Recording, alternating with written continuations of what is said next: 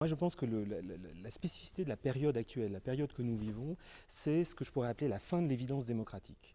De manière très paradoxale, nous avions fini par croire que nous vivions en démocratie.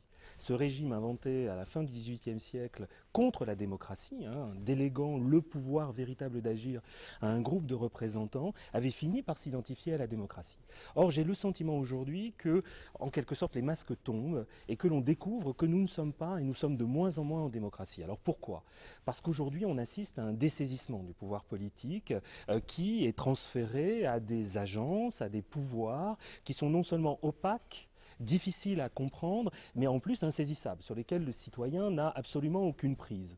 Et le politique donne l'impression de ne plus rien gérer, sauf quelques dossiers, certains segments de l'action publique, puisque le politique continue à mettre en scène son propre pouvoir, mais sur des problèmes qu'il crée lui-même. Nous ne sommes pas égaux devant la représentation, nous ne sommes pas représentés de la même manière.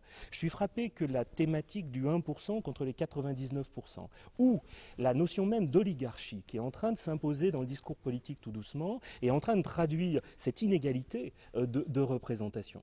Ce que nous montrent les indignés, c'est qu'il y a des capacités d'auto-organisation à l'intérieur de la population, et il est évident qu'aujourd'hui le processus politique doit apprendre de ces expériences d'auto-organisation. Nous vivions sur une fiction. La fiction était que, en participant à l'élection tous les 5 ans d'un grand homme, nous avions une influence sur le gouvernement. Or, cet appauvrissement de la notion même de représentation, me semble-t-il, doit s'arrêter. C'est-à-dire qu'il faut multiplier entre les élections les épreuves de légitimité. Il faut donner la possibilité aux citoyens d'interpeller le pouvoir. Il faut obliger le pouvoir à rendre des comptes. Le malaise est lié à cette hyper-professionnalisation de la politique qui crée un certain nombre de problèmes.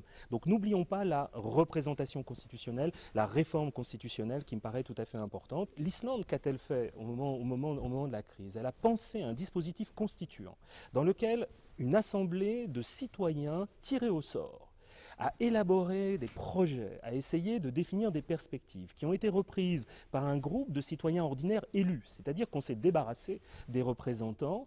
Ces citoyens ont consulté sous la forme d'une wiki-constitution le peuple entier qui a annoté cette constitution, et cette constitution sera soumise in fine au référendum.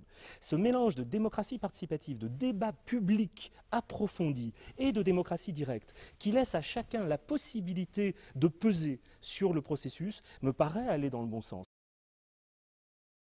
Il y a d'autres expériences au niveau mondial qu'on méconnaît, me semble-t-il, mais qui me paraissent intéressantes.